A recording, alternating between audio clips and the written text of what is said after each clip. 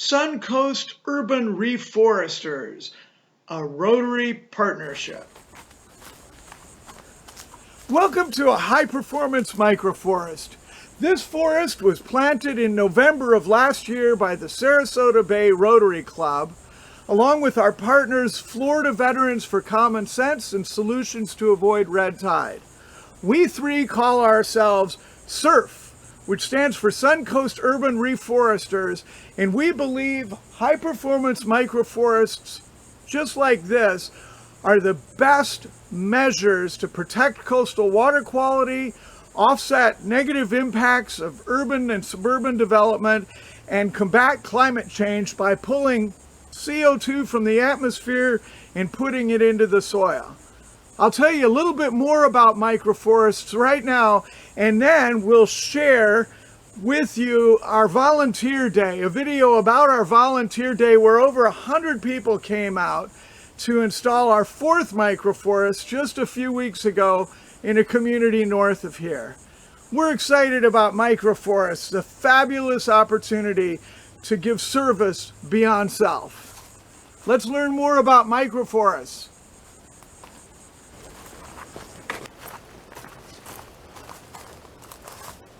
So here's another microforest. This microforest is only a couple of 100 yards from the first one. The neighborhood liked it so much they asked us to plant another, so we raised the money to buy the trees, got the volunteers together, and again, it was Sarasota Bay Rotary Club with Solutions to Avoid Red Tide and Florida Veterans for Common Sense, as well as a lot of people at this neighborhood, which is called the Stony Brook Golf and Country Club, that came together to plant this forest. And what I'm calling your attention to right now is how close these species are to each other. Such a dense planting of native species would not ordinarily be such a good idea.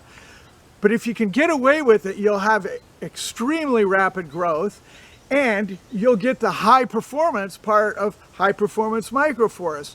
You'll sequester a lot of carbon, you'll divert a lot of stormwater from the bay, and you provide that wildlife habitat and the benefits of shade and cooling that much faster.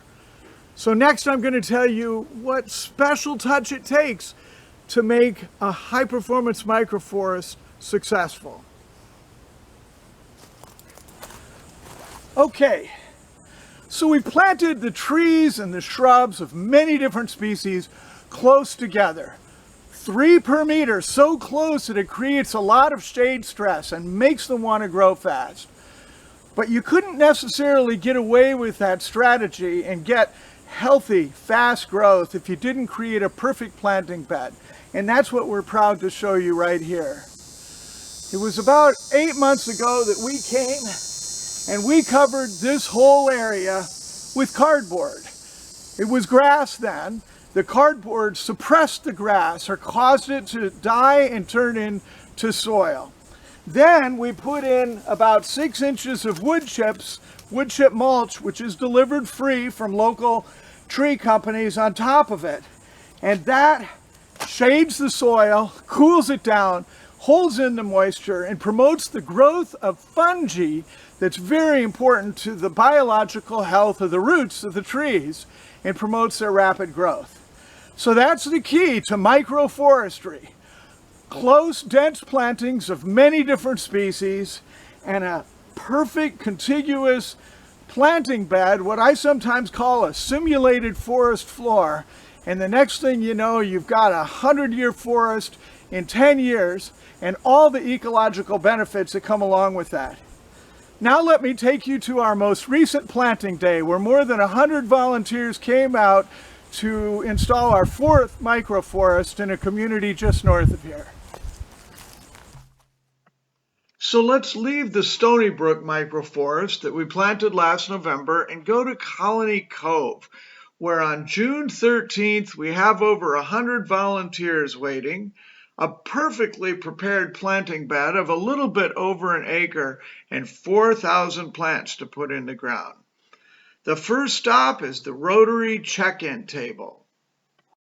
Here we find the incoming president, Brian Maddox, as well as Jana Lee Heineman, the outgoing president. And club members Stacy, Janet Lee, Al, and Penny, as well as our District Environmental Chair, Tim Rummage, and our two project leaders, Zach Zilgian, a Rotary intern, and yours truly, Charles Reith, the project manager. Here I am with District Environmental Chair Tim on my right, and on my left, Guy Laputarel, an engineer who does all our irrigation systems. Let's look at a few more of Holly's photos of members Penny, Al, and Stacy working as volunteers, as well as Charles doing a media interview. And get ready for a movie about this very successful volunteer day.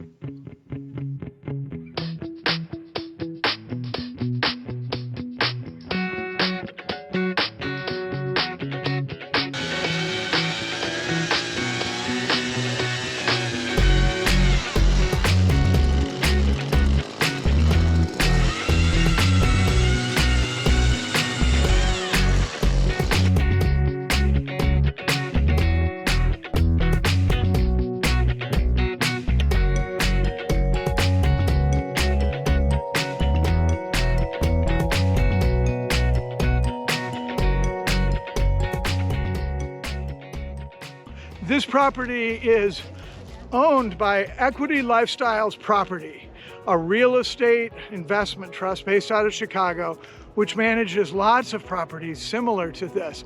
We are really excited about this Microforest project at Colony Cove. So it's a 2,500 site manufactured home community, and we targeted this area for our microforest plantings. Over 4,000 trees across 1.5 acres of land. We are not building homes here. We wanted to find a good use for the property that would give back to the environment. And what was the response from the community? The response has been amazing. Everybody in the community has kind of chipped in. We've had hundreds of volunteers here. The employees are behind it. Our corporate office has flown in from Chicago for this. We have a group from Tampa. Other properties have joined in. Everybody's pretty excited about it. I just recently heard about the concept, and we want to do something like this in our yard, and I was like, wow, this is cool. It's very close, so I came to help and learn, and it's a very cool project. What's something you learned? You can cram them in, let them live, see what dies. It's all right. Yeah. It's how nature works, so I think it's great, and I'm glad to see so many people here, which I think is even better. This strategy in particular, called a high performance microforest, is a very concentrated system, a dense, fast growing habitat to provide ecological services such as carbon capture from the atmosphere, water purification before it goes into the bay, and wildlife habitat. There'll be a nice trail in here for kind of meditation. We sometimes call it forest bathing. So it's and of course every volunteer here is learning about the problem and gaining expertise and ownership on the issue of combating climate change. We have a lot of environmentalists in our club, so it's really motivated the club to try to do something, and there are a lot of Rotarians here today planting. We've got great leadership, and what a well-organized volunteer event. And it's we were involved personally with the celery fields project a couple years ago and did all that planting, and it's fun to go back and see it blossom for people to enjoy. We're working on the Manatee River, so it's more of like a slightly coastal planting, so we had to restrict the species list to things that are tolerant of salt spray. For example? So like we couldn't plant any maples or cypress out here, stuff like that is more our inland plants. Lots of plants. And why did you decide to come out here? I actually work with New College and I'm doing part of the carbon work. Yeah, so it's really exciting. Exciting to see everything go into the ground. What don't people know about this that you could pass along?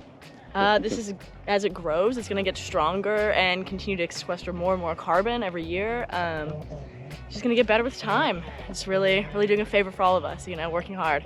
I work at a local school and we are planning our own microforest project for next school year. So I wanted to get in on the ground floor, see a little bit about how it's done. What have you learned? I've learned, honestly, it's not with what surprised me is that on the planting day, there's not it can be kind of random, but it still works out pretty well. You know, we're trying to envision how to get our students to do a lot of this planning. It really demonstrates how this project is part of our nature in uniting people, places, and purpose, which is our sustainability strategy at ELS. So really demonstrating how sustainability has been embedded in our culture, and really love to see the community get together as part of this project.